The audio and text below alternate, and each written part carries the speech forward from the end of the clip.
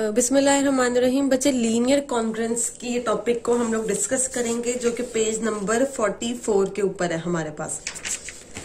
हमारे पास कॉन्ग्रुएंस को हमने डिस्कस किया था, वो हमारे पास सिंपल क्या थी, A is congruent to B mod of M. अब लीनियर का मतलब आ गया तो इसका मतलब कोई वेरिएबल इन्वॉल्व होगा जिसकी पावर 1 होगी। तो इसी तरह हमारे पास लीनियर क्या आ जाएगा, लीनियर कॉन्ग्रुएंस क्या होगी, A X is congruent to B mod of M. ठीक है, क्योंकि लीनियर इक्वेशन हम किसको कहते हैं, जिसमें वेरिएबल की पावर 1 हो। तो कहीं पे भी लीनियर का टर्म आ जाए तो इसका मतलब है किसी वेरिएबल ने इन्वॉल्व होना है और उस वेरिएबल की पावर 1 होगी, तो ये हमारे पास एक इक्वेशन बनेगी। इस कॉन्ग्रुएंस को हम लोग कहेंगे कि ये लीनियर कॉन्ग्रुएंस है मॉड ऑफ एम में, क्योंकि कॉन्ग्रुएंस की फॉर्म में लिखा गया इक्वेशन नहीं है तो कॉन्ग्रुएंस होगी। लीनियर क्यों होगी, क्योंकि जो वेरिएबल इन्वॉल्व है उसकी पावर 1 है। So this is a linear congruence of mod of M. अब हम लोग जानते हैं कि हमें कोई भी इक्वेशन जब दी जाती है उसमें जब वेरिएबल इन्वॉल्व होता है तो हम उस वेरिएबल का आंसर निकालते हैं। तो अगर इस कॉन्ग्रुएंस में हमारे पास वेरिएबल इन्वॉल्व हुआ है तो इस वेरिएबल का भी तो लाजमी तौर पे कोई आंसर होगा और उसका आंसर इस तरह का होगा कि लाजमी तौर पे वो कॉन्ग्रुएंस की डेफिनेशन को सेटिस्फाई कराएगा। मतलब वो एक्स का आंसर इस तरह से हुआ करेगा कि वो ए के साथ जब मल्टीप्लाई हो तो उसका आंसर को जब बी से माइनस करेंगे तो एम, मतलब यही डेफिनेशन होती है M minus A B congruence की। तब अगर ए के साथ एक्स आ रहा है तो इसका मतलब एम डिवाइड करेगा एक्स ए माइनस बी के आंसर को। तो इसका मतलब है कॉन्ग्रुएंस में भी फिर सोल्यूशन का भी इस तरह का कोई आंसर आएगा कि उसका आंसर हम लोग पुट कर भी देंगे तो कॉन्ग्रुएंस के ऊपर कोई फर्क नहीं पड़ेगा। तो यहाँ पे इसका मतलब है फिर इस लीनियर कॉन्ग्रुएंस का लाजमी तौर पे कोई आंसर हुआ करेगा। लेट कर लेते हैं वो एक्स नॉट है। अगर एक्स नॉट इसका कोई सोल्यूशन है तो ऑब्वियस बात है जब हम उसको दोबारा से क्वेश्चन के अंदर पुट करेंगे तो कॉन्ग्रुएंस हमारे पास सेटिस्फाई होगी।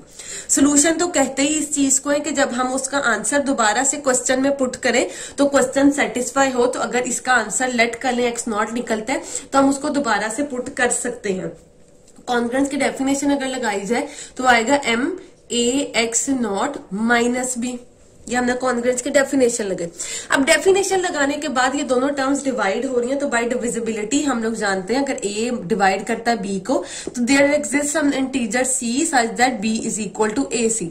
अगर ये दोनों टर्म्स आपस में एक दूसरे को डिवाइड करती हैं तो इसका मतलब है by divisibility theorem A X not minus B is equal to M, और जो कोई इंटीजर हमने लेना है वो इंटीजर हम लोग वाई नॉट ले लेते हैं। ठीक है, अब अगर इसको थोड़ा सा मैं सिंप्लीफाई करूं कि ये हमारे पास क्या बनेगा, A X not minus M Y naught is equal to B. मैं इसको उठा के इस तरफ लेके, बी को उठा के इस तरफ लेके। अगर गौर करें एक्स नॉट हमने कहा सोल्यूशन है, हमने इंटीजर को भी वाई नॉट की फॉर्म में करके लिया है। अगर मैं एक्स नॉट वाई नॉट को रिमूव करूं और सिंपल एक्स और वाई लिखूं तो ये बनता है A X minus M Y is equal to B. हमने लीनियर डाइफेंटाइन इक्वेशन पढ़ी थी, वहां पे क्या था, A X plus B Y is equal to C. Minus plus matter नहीं करता, एक्स के साथ कोई कांस्टेंट वाई के साथ कोई कांस्टेंट इज इक्वल टू सी। देखेंगे वही फॉर्म बन रही है, एक्स के साथ वाई के साथ is equal to some constant. लेकिन यहां पे ये है तो इसका मतलब अगर ये लीनियर डाइफेंटाइन इक्वेशन की फॉर्म बन रही है तो एक्स नॉट वाई नॉट क्या होंगे, फिर एक्स नॉट वाई नॉट इस लीनियर डाइफेंटाइन के सोल्यूशन होंगे। देखिए हम एक सोल्यूशन को लाते जा रहे थे, जो इक्वेशन खुद से हमारे पास बन गई वो एक लीनियर डाइफेंटाइन इक्वेशन की फॉर्म बन गई। तो हमने कह दिया वो इस तरह की कोई लीनियर डाइफेंटाइन इक्वेशन है जिसकी ये फॉर्म है और एक्स नॉट वाई नॉट फिर हमारे पास उसके सोल्यूशन होंगे। यहां तक सिर्फ आप लोगों ने ये डेफिनेशन इसकी तैयार करनी है, आगे इसका कुछ नहीं देखना। आगे उन्होंने जो भी बात की है वो हमारा उससे गर्ज नहीं है। थ्योरम इसका नंबर 7 देखना जो 45 नंबर पेज पे है। थ्योरम ये बहुत लंबा है, एक दिन में आज कंप्लीट नहीं होगा तो आधा पार्ट में इसका आज आप लोगों को करवाऊंगी, बाकी रिमेनिंग पार्ट हम लोग इसका कल करेंगे। थ्योरम नंबर 7 देखिए हमारे पास क्या कह रहे हैं, वो कह रहे हैं let M be a positive integer है हमारे पास और ए और बी कोई से भी इंटीजर, मतलब ये 3 इंटीजर्स हमें बता दिए गए हैं। और लीनियर कॉन्ग्रुएंस उन्होंने बताई है A X is congruent to B mod of M. वो कह रहे हैं अगर ये कॉन्ग्रुएंस होगी तो इसका सोल्यूशन एग्जिस्ट करेगा, has a solution if and only if D divided by B and D is equal to A M G C D. पहले तो ये चीज समझ लें, वो कह रहे हैं किसी भी लीनियर कॉन्ग्रुएंस का सोल्यूशन हमारे पास एग्जिस्ट करता है अगर जो x के साथ इंटीजर है और जो मॉड वाला इंटीजर है, उन दोनों का जीसीडी का आंसर निकालें। उन दोनों के जीसीडी के आंसर को हमने डी कह दिया।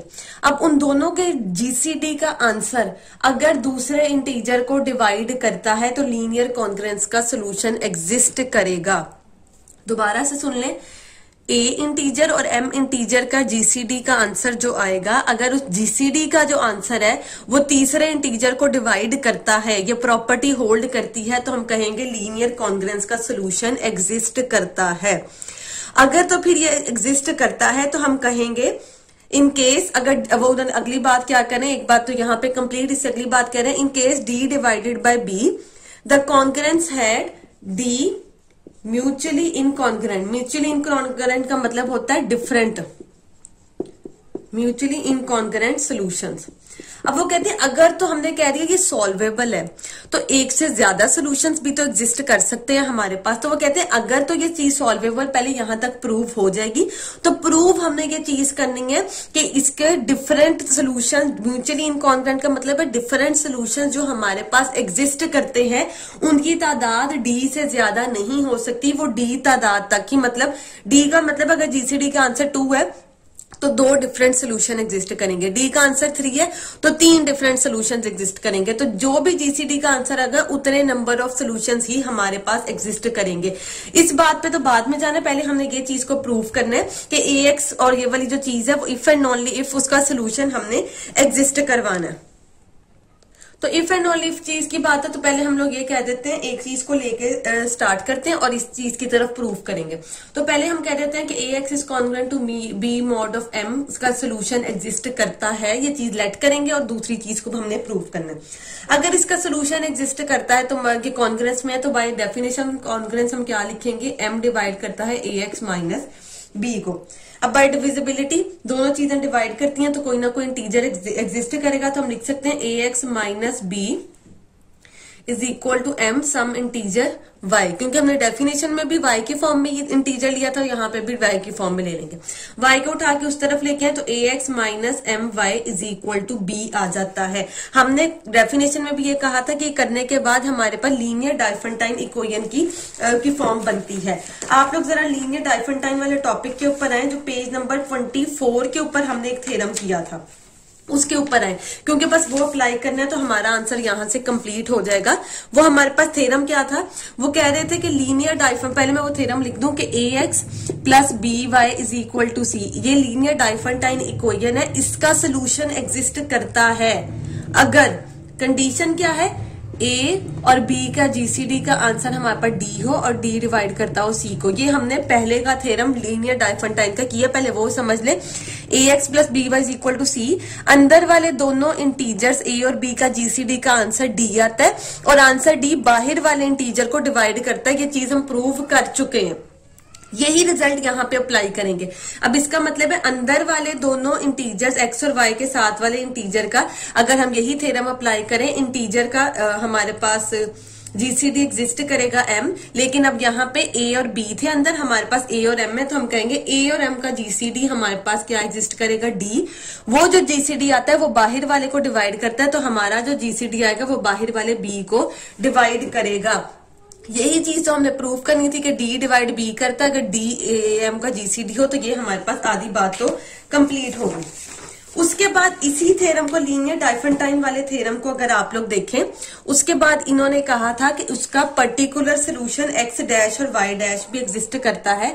X डैश की वैल्यू हमारे पास क्या होती है, X not minus B over DT, और Y डैश की हमारे पास वैल्यू क्या होती है, Y not plus A over DT। Linear Diophantine equation क्या थी, AX plus BY is equal to C। ये उसी थ्योरम का पार्ट है, थ्योरम नंबर 9 जो 24 पेज के ऊपर हमें दिया गया है।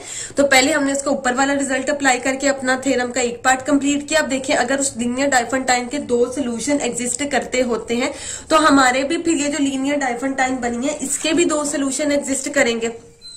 अब सोल्यूशन वो फिर कैसे एग्जिस्ट करेंगे, देखिए जरा यहां तक लीनियर डाइफेंटाइन इक्वेशन। अब उन्होंने देखे सोल्यूशन कैसे एग्जिस्ट करवाए हैं। A X plus B Y is equal to C, पहला सोल्यूशन एक्स डैश है, इसका सोल्यूशन हम बी एक्स डैश ले लेंगे क्योंकि यहाँ पे भी वेरिएबल एक्स वाई थे, हमारे भी वेरिएबल एक्स वाई आ रहे हैं। तो एक्स डैश की वैल्यू क्या बनी थी, X dash is equal to X not, X dash is equal to X not.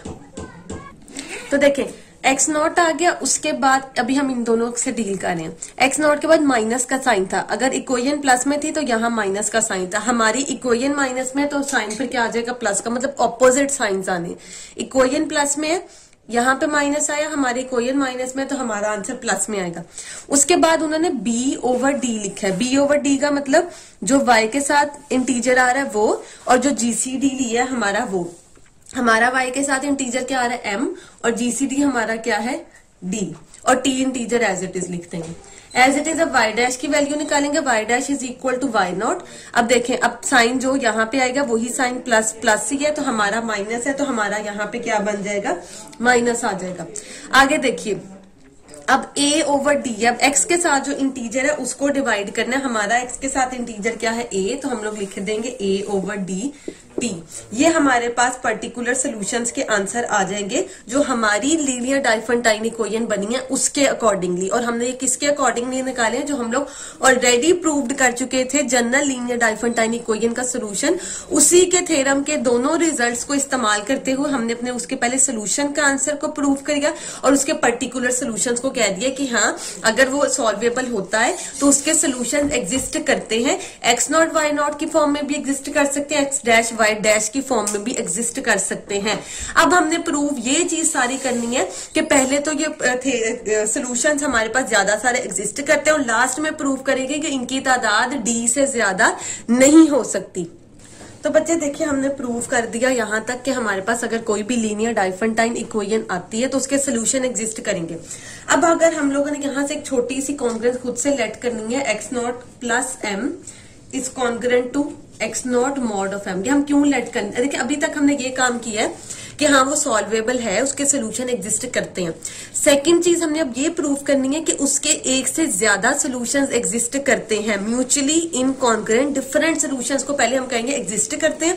पहले हम यहाँ तक ये बात करेंगे कि डिफरेंट सोल्यूशंस हैं उसके, फिर बाद में बात करेंगे कि वो डिफरेंट सोल्यूशन सिर्फ डी की तादाद की है। तो पहले तो डिफरेंट सोल्यूशंस हम लोग फाइंड आउट करें कि वो कितने।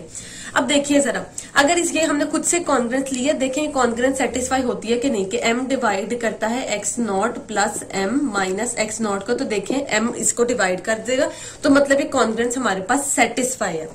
ठीक है, अब ये हमने क्यों लिए, ताकि हम डिफरेंट सोल्यूशन निकाल सकें। अब अगर यहाँ पे मैं इसके साथ सिंपल d ले लूं तब भी कॉन्ग्रेंस हमारे पास सेटिस्फाई करेगी, तो इससे हमें पता लग गया कि एक्स नॉट उसका सोल्यूशन हमने कहा था, फिर एक्स नॉट प्लस 1m भी इसका सोल्यूशन है। अगर हमने नहीं 1m ना लिखें, सिर्फ अगर m अगर उसका सोल्यूशन के कॉन्ग्रेंस में एग्जिस्ट करता है कि m के साथ d को डिवाइड करें तब भी एग्जिस्ट करेगा, क्योंकि तब भी हमारे पास m divided by X not plus M D minus X not. देखें m इटसेल्फ m को डिवाइड करता है तो इस डिवीजन को भी डिवाइड करेगा, एग्जिस्ट करता है। तो मतलब ये हमने एक फॉर्म खुद से क्रिएट की है डिफरेंट सोल्यूशंस को निकालने के लिए।